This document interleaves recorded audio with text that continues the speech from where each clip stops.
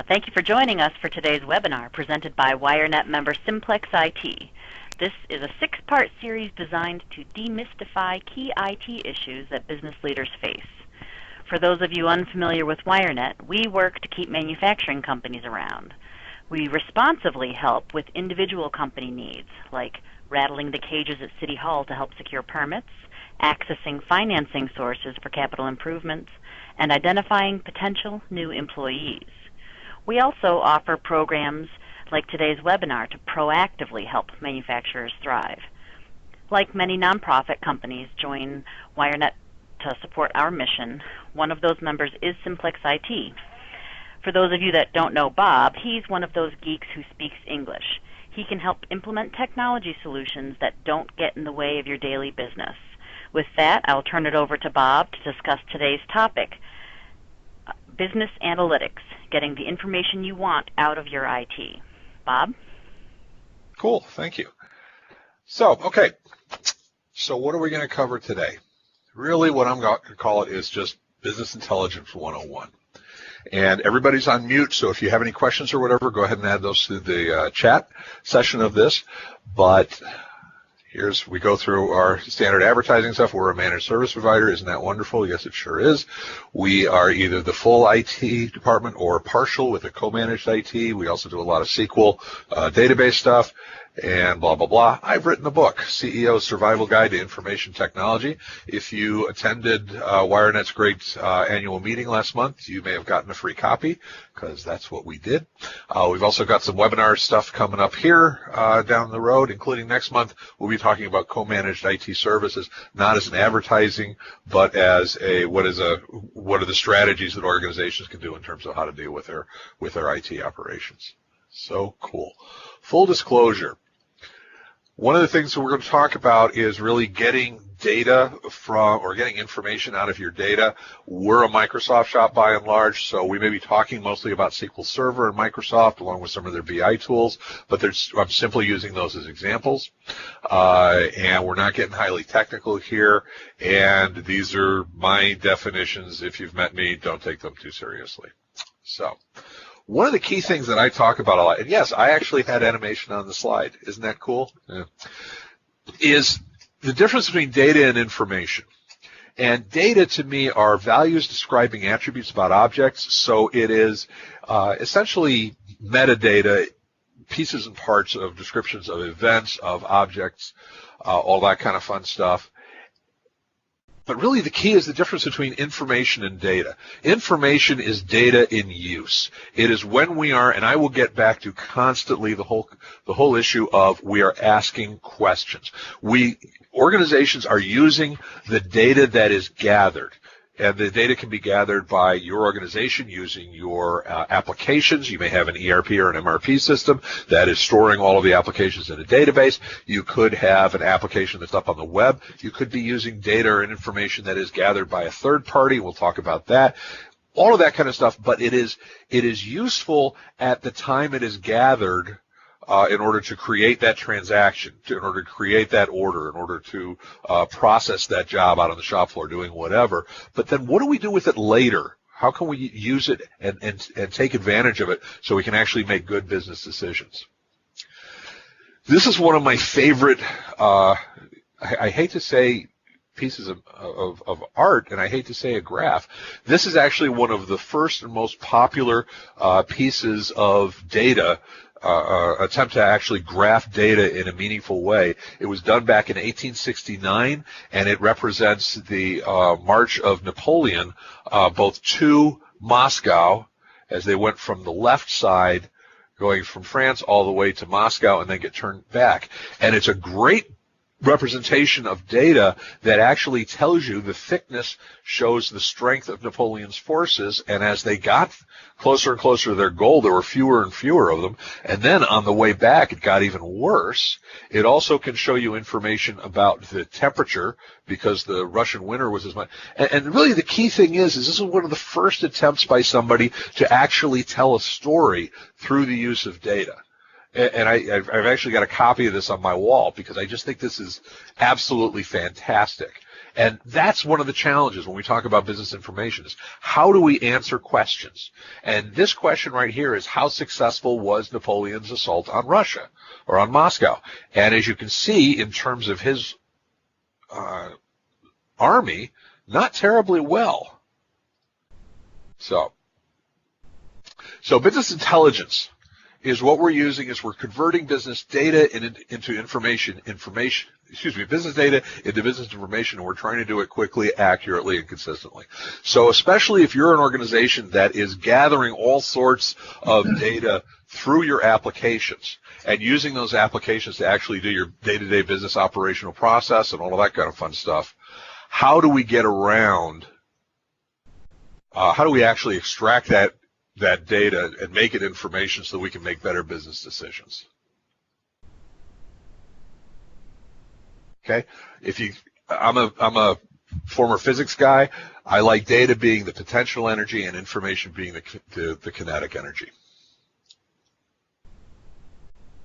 If we take a look at BI through the years, prior to 1990, and I've been in IT because I'm hitting the big 60 this year. I've been in IT since the late 70s. And back before 1990 is software, applications and all that pretty much mimicked what the manual workers were already doing. We had accounts payable, we had accounts receivable, we had general ledgers, we had bank registers, well, all those sort of things. And these were being done now by computers through automation, but the reports were almost the exact same as when people did it, just much more quickly and much more efficiently. Then around 2000 or so, between 1990 and 2000, we started adding some reporting tools that gave us the ability to actually generate reports through software and all, but it was still pretty much what have you done? What are the actual orders that have happened? How are receivables going on? And we started creating reporting tools. Crystal Reports, R&R was another one. There were several reports, but it still was kind of an after the fact. We would generate reports based on the actions and activities that already occurred. Now, around 2005 or so, the database system started letting us be aggressive. Now we can start querying the database. The database is usually a single set of data for applications. Usually it is either Microsoft SQL Server or Oracle, and it can be accessed by a number of tools, and we'll get into that in a minute. So we started going out. We could go after, in 2005, we could really go after the data, generate some interesting information. 2010, we started going after cloud-based.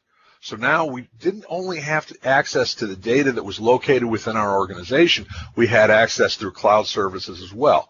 Now, cloud, without getting too caught up in that topic, really means not in our facility, not in our local facility. So you could have a third-party database, or you could have your own organization's database that's located someplace else. That's part of your cloud, it's part of their cloud. And the reporting tools and the database tools are now starting to get to the point where you can go after that data regardless of where it's at and regardless of who owns it, as long as the security is in place. And we'll get into that in a few minutes. And then in 2016, now we're really looking for ways to integrate all the data generated both by and for the organization. Now, if you think about that, so your organization, you essentially have the grand three. You've got your organization, you've got your vendors, and you've got your customers. Now, it gets more complicated if you look at partners, joint ventures, all that kind of fun stuff. But each of those three parties have reasons to want to access and to limit access to each other's data. Vendors want you to be able to see their data so that you can actually make good on what your inventory needs are by just-in-time orders, see what their stocks are like, see what their options, all that kind of fun stuff. Similarly, you want your vendors to have access to your systems so that they can do the same thing but in reverse, same thing with customers, so on and so forth. So we want to have that kind of homogeneous world going on, and it's happening more and more often. And this is one of the things that I think is really key, and we don't talk about it enough. When we talk about information technology, prior to, and I just say 2000, almost all of the development was on the technology side. Moore's law, processing power doubles every 18 months. We were all about, let's make it faster, let's build more memory in the same unit of space, let's make the processors more capable of handling more sophisticated codes, all of that kind of stuff. So the information part of it was really just following along. Starting around 2000, which is really where the internet bubble, it actually, in some ways it burst, but in some ways it actually started taking off. 2000 to 2015, information started becoming more and more important. You started to see more and more tools, more and more functionality based on the information that we could gather from the databases. The technology was equally important, and you saw a lot of advancements on both sides of the fence. Now I think that, and actually that last one shouldn't say pre-2000, should say 2015 on. Now we're in what I call the information technology. Now, if you look at, especially from a business standpoint, I would almost say majority of the advancements that are happening in IT are happening because of the use of the information. One of the examples that I use is we'll call it working out. I was walking a track, so it's an oval track with my Android phone, and this happened about 2 years ago. And I got about 2 cycles or 2 laps around the track, and I got a pop-up ad saying, do you want to buy a pedometer? Now think about that for a second. That means that the GPS inside my phone, and I didn't have anything that I thought was actually inviting advertisements. The GPS was registering my actions, and it said, okay, look at the path. He's going in an oval. He's done it twice. He's going pretty darn slow. He must be working out. He must be walking. Walkers want pedometers. So it had an arrangement with a company, with a third party that sells pedometers, that was willing to pay additional money to push an advertisement across. Now, that concept of, and I'll call it invasive, but this has nothing to do with that in this conversation, that use of that information is so over the top. It is inconceivable, even 15 years ago, that kind of relationship could exist between a manufacturer of pedometers and some overweight guy who's walking in an elliptical orbit pretending to work out. That's a completely new way of thinking, and it's using the intelligence, in this case, based on what the consumer is doing. So it's that kind of talk, it's that kind of opportunity development and all that that's really going hot and heavy. So where do you get your data from? All over the place. Anything that deals with your organization is potentially data. So we have, as this slide shows, we have all of these data sources, and it could be something from the web. There are companies who will, let's say, census information. You want to see what the population market is for particular census tracts based on the 2010 census. Well, instead of downloading it all, there's a website that'll just make that available to you. Same thing if you wanted to take a look and I want to see what the real estate purchases have been, what the income levels are, based on geographies. It used to be you had to buy it and you downloaded it and you had it. Now you can actually access it through the website.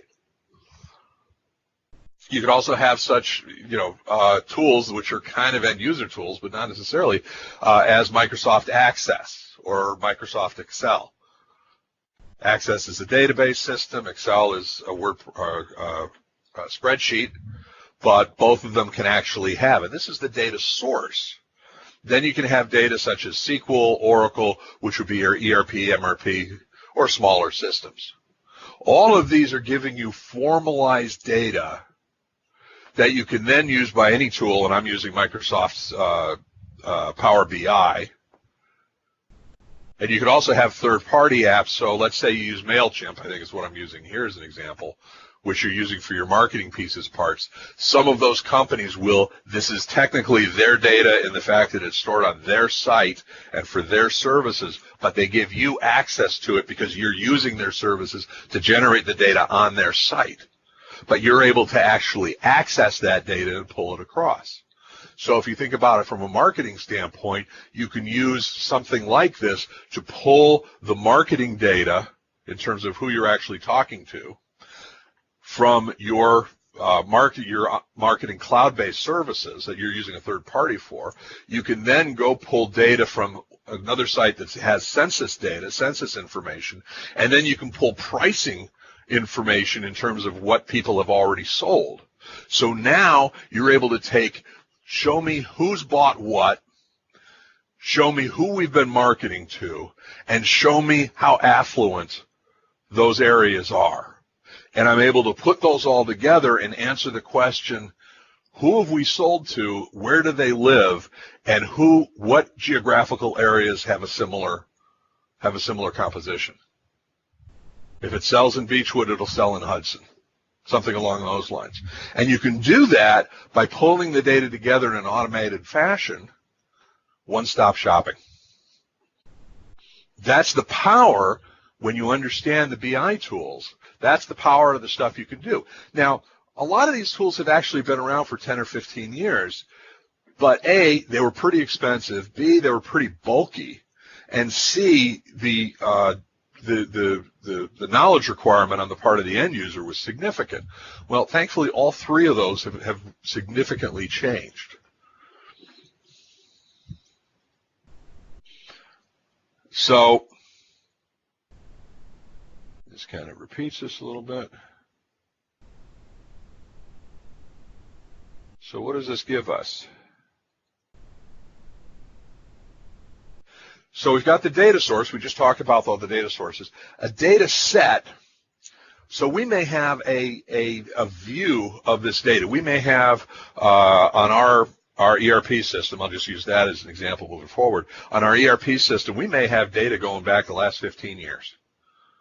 But it's really the only last 3 years that matter to us. So we'll create a view or a data set that is much easier for people to understand, and it only contains the last 3 years. So what we've done is we've done all the grunt work and heavy lifting work, and that can be done by people who have a reasonably decent skill set of knowing where the data is and how the data is, and the data set can actually be much smaller and easier to work with. Same thing with a view. So you can have a view of data, and let's say, for example, that you have a quality assurance. So you've got a QA group that really doesn't care about sales.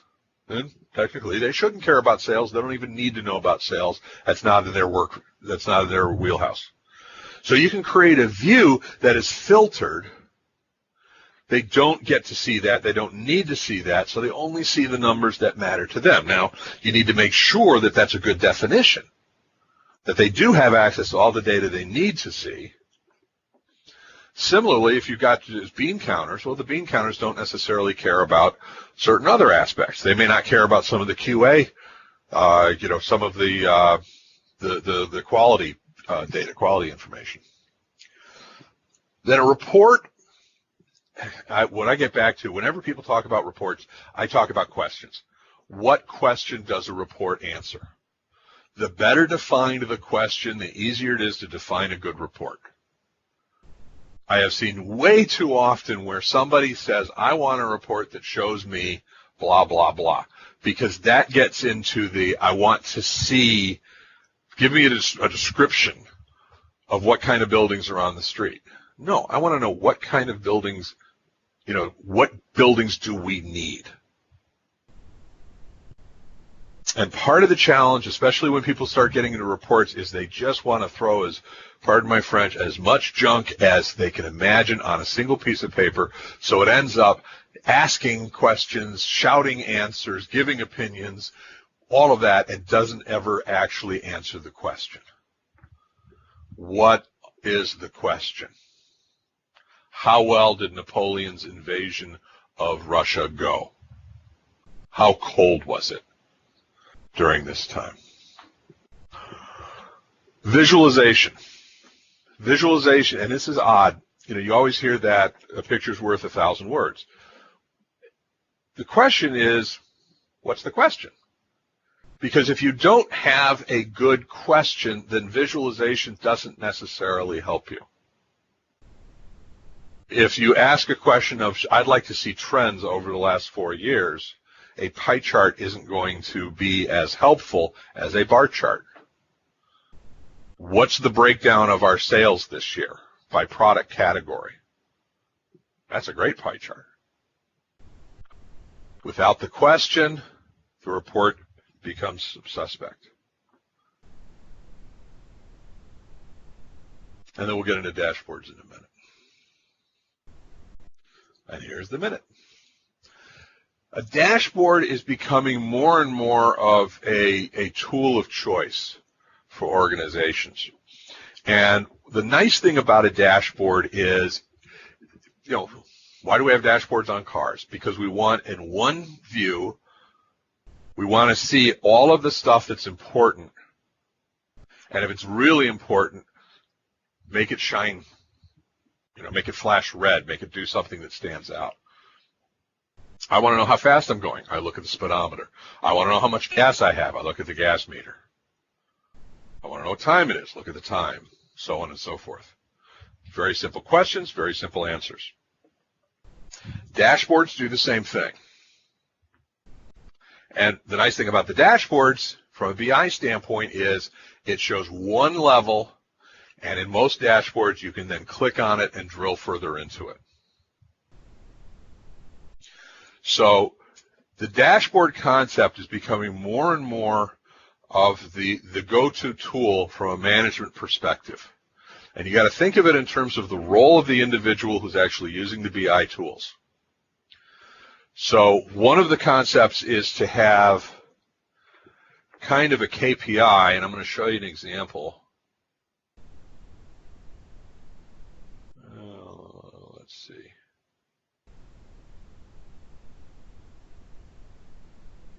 So here's an example using Microsoft's Power BI, which we'll talk about it a little bit. So this actually, let's use the sales and marketing. So this could be used by a sales and marketing manager or the like. What's the volume? What's the share? Total units, market share, year-over-year change, all that good fun stuff. And for each one of these, we can simply drill in, and it'll give us further information. So I'm asking the question, and based on the answer, I can even go further into the detail. When we talk about where we're getting all the data from, we're getting all the data from all over the place. So here we've got your local office. If we've got a local ERP, MRP system, we're getting it from the local server.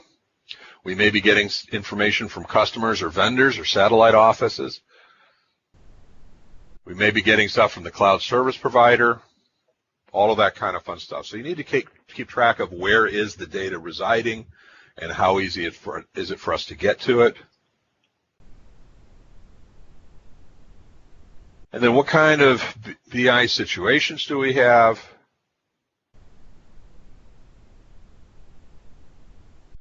So what we've got here is we got static reports, basic reports the way we always did things. Every time we run it, we put in a beginning or an ending date. That's the report. We're getting more and more flexible reports where we can do a lot more filtering or manipulate the data, export it to Excel, and then play with it.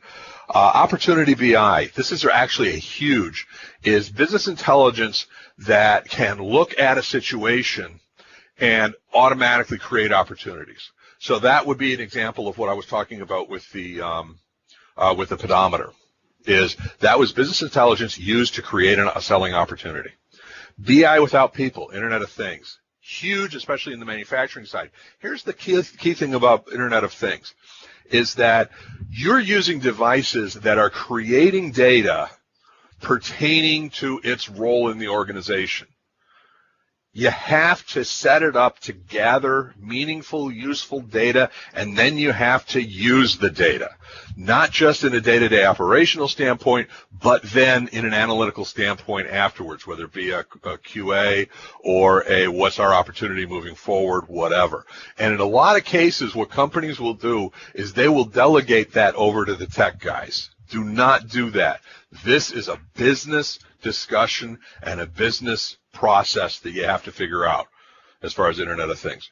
And then we talk about big data all the time. The big data is of course, where we have huge terabytes, petabytes of data that's being used to influence large organizations' decisions and all that. We also have little data.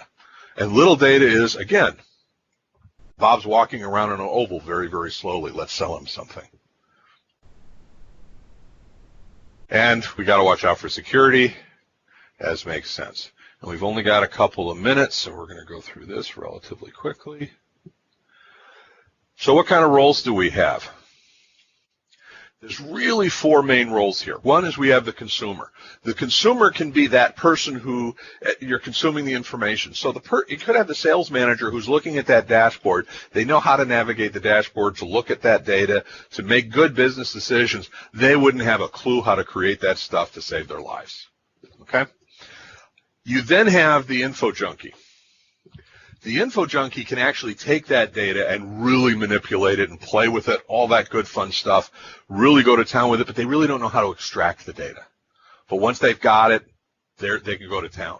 That person can be someone who's really good with Excel, so who's really good with the end tools. Then you need the data analyst, BI specialist. That's the person who can create the dashboards, who can create the views and the data sets and the links to see all the data to the info junkie and to the data consumer. And then finally, you've got the database administrator.